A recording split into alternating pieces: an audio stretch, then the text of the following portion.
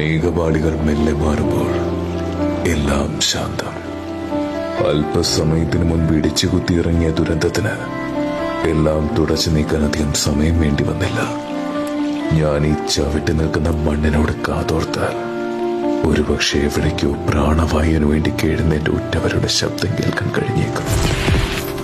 മണിക്കൂറുകൾ ഇത്രയും കടന്നുപോയിട്ടും നമ്മൾ ഈ ഭീതിയിൽ നിന്ന് മുക്തരായിട്ടില്ല. ഒരുപക്ഷെ ഇതൊരു സൂചനയായിക്കൂടെ.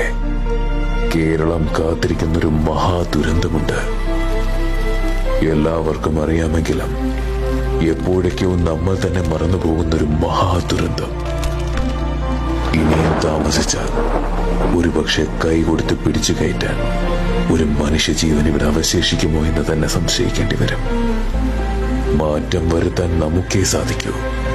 ഇവിടുത്തെ സാധാരണക്കാർക്ക് നമുക്ക് വേണ്ടി കൈ ഉയർത്താൻ നമ്മൾ തന്നെ മുന്നോട്ട് വരണം. ശേഷം മാത്രമേ അധികാരികളുടെ കൈകൾ നമുക്കായി ഉയരുകയുള്ളൂ. ഇന്ന് വയനാടിന്റെ മണ്ണിൽ വീടും നിലവും നഷ്ടമായ നമ്മുടെ പ്രിയപ്പെട്ടവർക്ക് ഭക്ഷണവും വസ്ത്രങ്ങളും സാനിറ്ററി പാഡുകളും എല്ലാം അത്യാവശ്യമാണ്.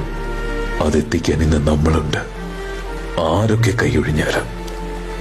എന്നാൽ ഇന്ന് സംഭവിച്ചതിന്റെ 10 മടങ്ങ് നമ്മൾ നേരിടേണ്ടി വരും.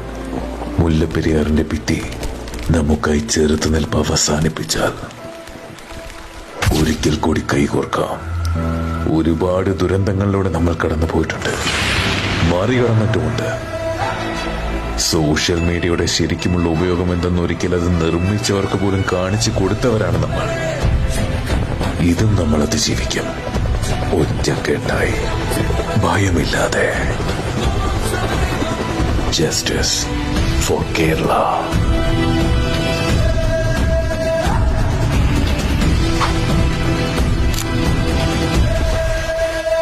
Follow Kanavu Katha's official Instagram page and subscribe our YouTube channel for more interesting videos.